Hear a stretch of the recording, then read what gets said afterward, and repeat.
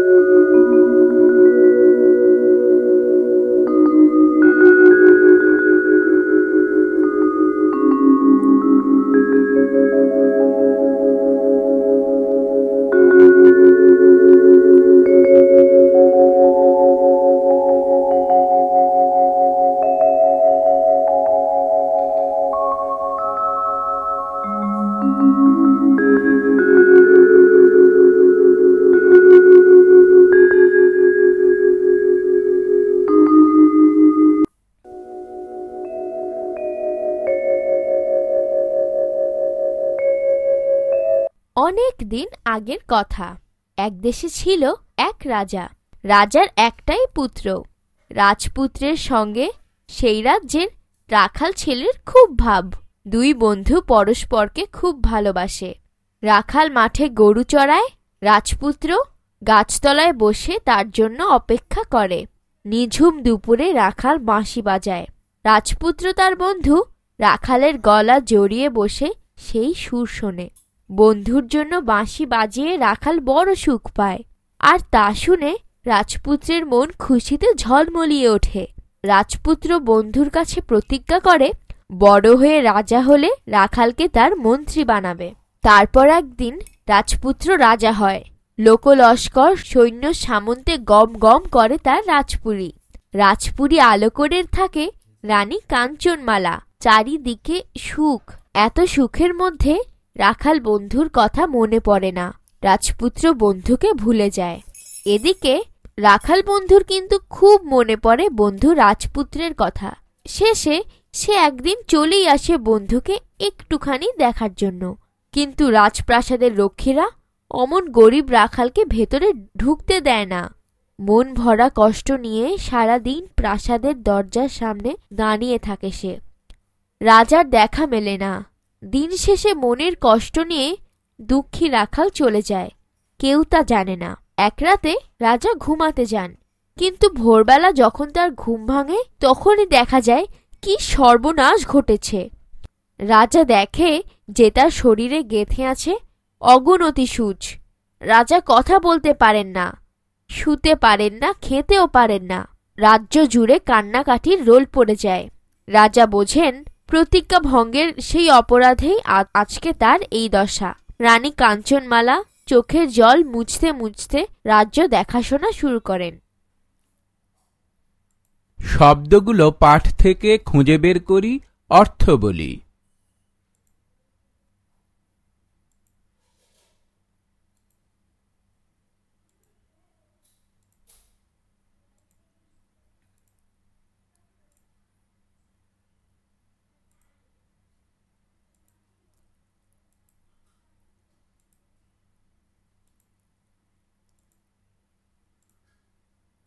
যুক্ত বর্ণগুলো দেখি, যুক্ত বর্ণ দিয়ে গঠিত শব্দগুলো পড়ি ও লিখি।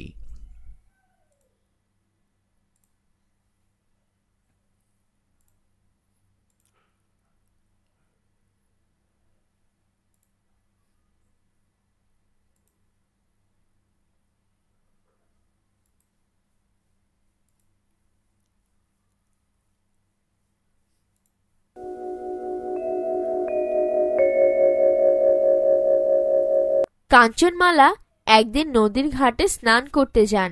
কোথা থেকে জানি একটা মেয়ে এলো, এসে তাকে বলে, রানীর যদি দাসীর দরকার হয় তো সে দাসী হবে।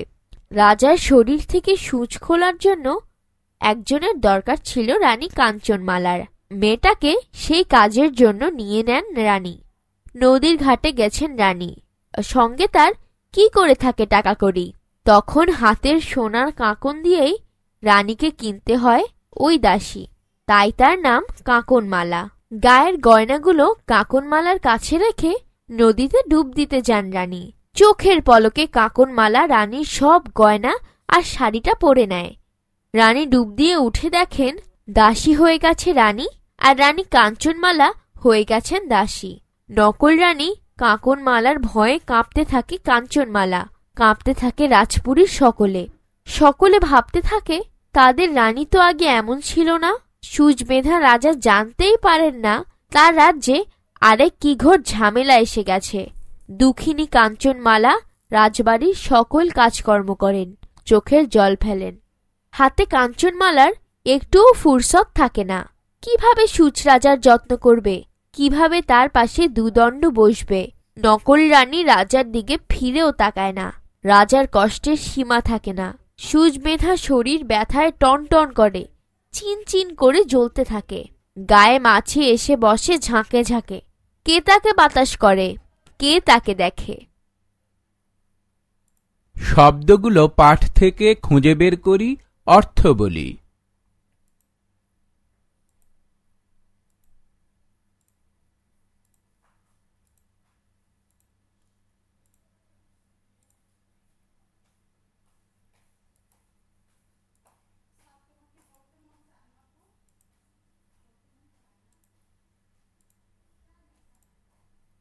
যুক্ত বর্ণগুলো দেখি, যুক্ত বর্ণ দিয়ে গঠিত শব্দগুলো পড়ি ও লিখি।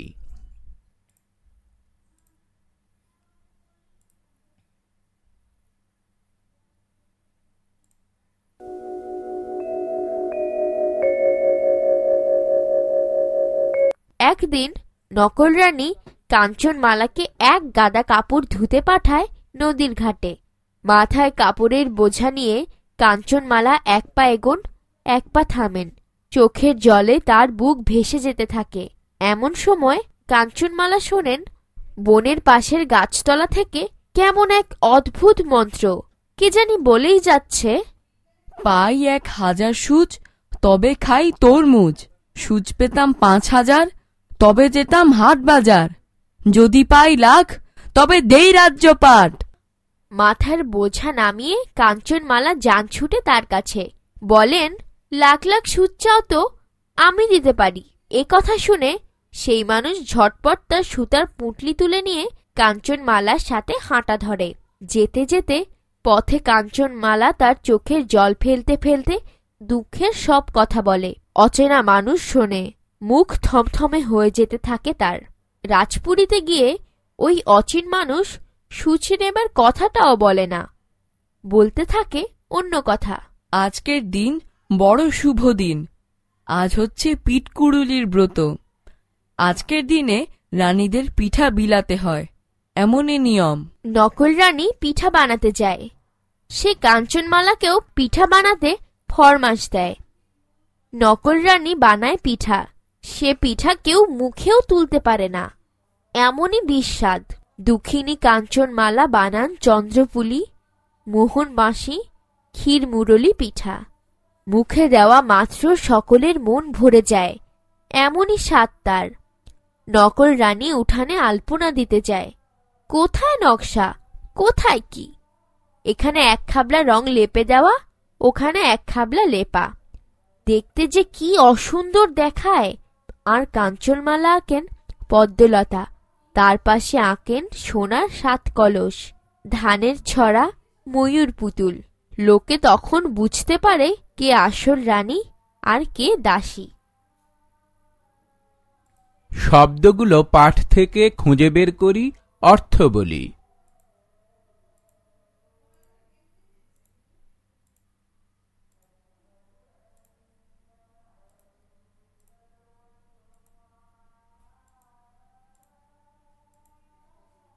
যুক্ত বর্ণগুলো দেখি, যুক্ত বর্ণ দিয়ে গঠিত শব্দগুলো পড়ি ও লিখি।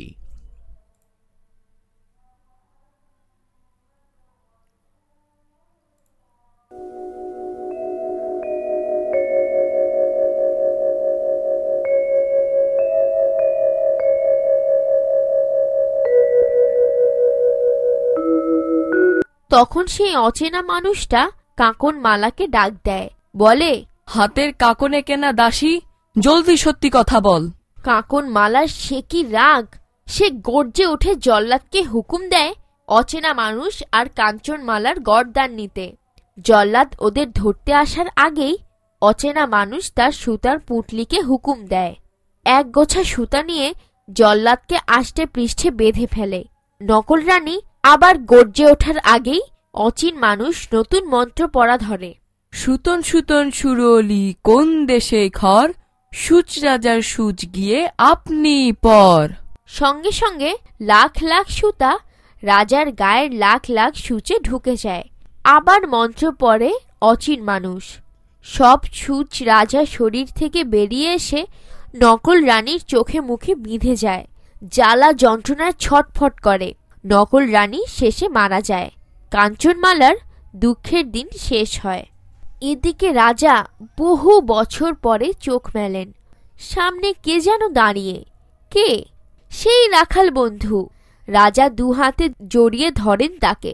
রাজা ক্ষমা চান তার বন্ধুর কাছে। কথা দিয়ে কথা রাখেননি। রাজা বলেন, আজ থেকে তুমি আমার মন্ত্রী, এই রইল রাজ্য আমার, শুধু তুমি আমার পাশে থেকো, সারা জীবনের জন্য থেকো। রাখাল বন্ধু কি তখন না থেকে পারে? রাজা তার বন্ধুকে নতুন সোনার বাঁশি গড়িয়ে দেন। রাখাল সারা দিন মন্ত্রীর কাজ করে, প্রজাদের দুঃখ সরিয়ে তাদের মুখে হাসি আনে। সারাদিনের কাজ শেষে রাজা বন্ধুকে নিয়ে যান। পুরনো দিনের মতো রাখাল বন্ধু তখন বাঁশি বাজায়, আর রাজা সেই সুর শোনেন। সুখে রাজার মন ভরে ওঠে। শব্দগুলো পাঠ থেকে খুঁজে বের করি, অর্থ বলি।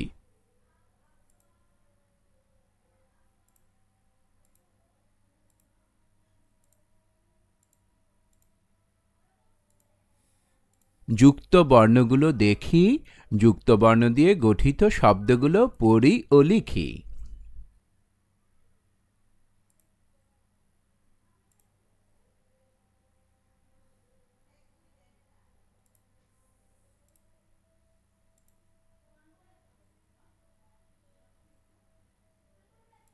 শব্দগুলো পাঠ থেকে খুঁজে বের করি, অর্থ বলি।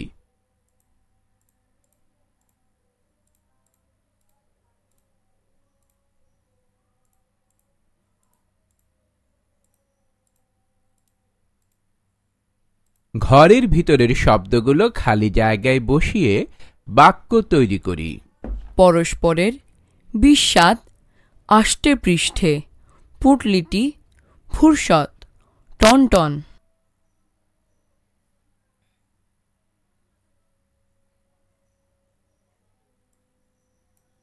ক, তার হাতের রান্না এমন বিস্বাদ যে মুখেই তোলা যায় না। খ, বৃদ্ধ লোকটি তার পুঁটলিটি সযত্নে একপাশে রেখে দিল।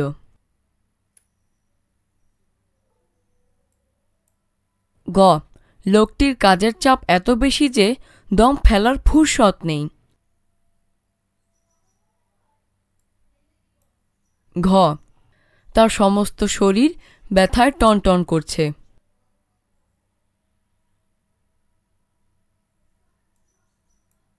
ঙ, তারা দুজন পরস্পরের বন্ধু। চ গ্রামের মায়া ছেলেটিকে আষ্টে পৃষ্ঠে বেঁধে রেখেছে। প্রশ্নগুলোর উত্তর বলি ও লিখি। ক রাজপুত্র কোথায় বসে রাখাল বন্ধুর বাঁশি শুনত? খ রাজপুত্র রাখাল বন্ধুর কথা ভুলে যায় কেন? গ রাজা কেন মনে করলেন প্রতিজ্ঞা ভঙ্গের কারণেই তার এ দশা? ঘ তোমার মা বাড়িতে কি ধরনের পিঠা বানায় লেখো। উ অচেনা লোকটি রাজার প্রাণ রক্ষা করার জন্য এগিয়ে না এলে কি হতো? চ তুমি কি মনে করো অচেনা লোকটির কারণেই রাজার প্রাণ রক্ষা পেল? ছ গল্পটা তোমার কেমন লেগেছে? কেন এমন লেগেছে? জ কিভাবে লোকেরা নকল রানীকে বুঝে ফেলল? ঝ রাজা কিভাবে তাঁর প্রতিজ্ঞা পালন করলেন? ইয় উ কাঞ্চনমালা এবং কাকনমালার চরিত্রের তুলনামূলক আলোচনা করো। বিপরীত শব্দ জেনে নি, ফাঁকা ঘরে ঠিক শব্দ বসিয়ে বাক্য তৈরি করি। কান্না, হাসি, চেনা, অচেনা, ভালো, মন্দ, বড়, ছোট, আলো, অন্ধকার।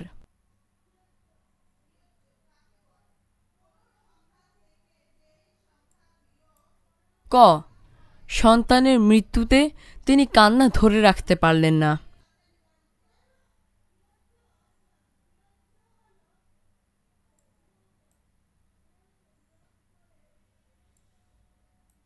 খ মন্দ লোকটির ফাঁদে পা দিয়ে সে তার সবকিছু হারিয়েছে।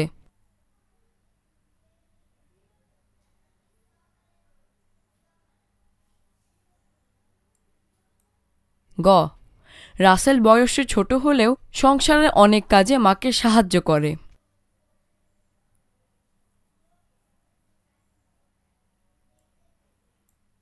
ঘ লোকটিকে আমি কোথায় যেন দেখেছি, খুব চেনা মনে হচ্ছে। ও বিদ্যুৎ চলে যাওয়ায় চারিদিকে অন্ধকার নেমে এলো।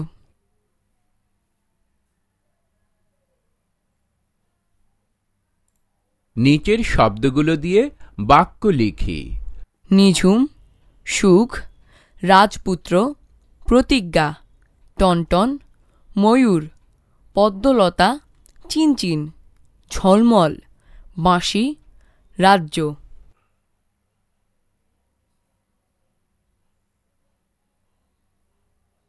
নিচের বাক্যাংশ ও বাক্যগুলো পড়ি। ব্যথায় টনটন করা, খুব ব্যথা করা। সূচ বেঁধা রাজা শরীর ব্যথায় টনটন করত দিনরাত। খুশিতে ঝলমলিয়ে ওঠা, মন আনন্দে ভরে ওঠা। রাখাল বন্ধুর বাঁশির সুর শুনে রাজপুত্রর মন খুশিতে ঝলমলিয়ে উঠত।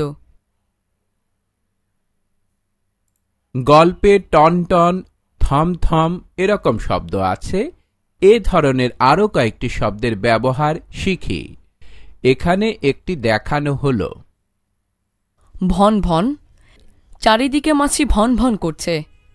টনটন, থই থই, রই রই, কনকন, ঝনঝন।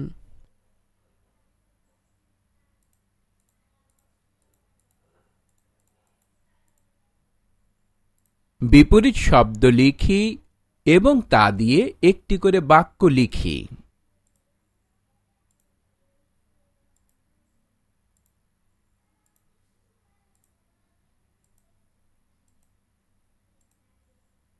নয় যুক্তবর্ণ দিয়ে শব্দ তৈরি করে পড়ি ও লিখি। ব্রহ্মপুত্র, ব্রাহ্মণবাড়িয়া, পরিপক্ক, কচ্চিৎ, গণ্ডার, পাষণ্ড, ঘণ্টা, কণ্টক, পঞ্চম, সঞ্চয়।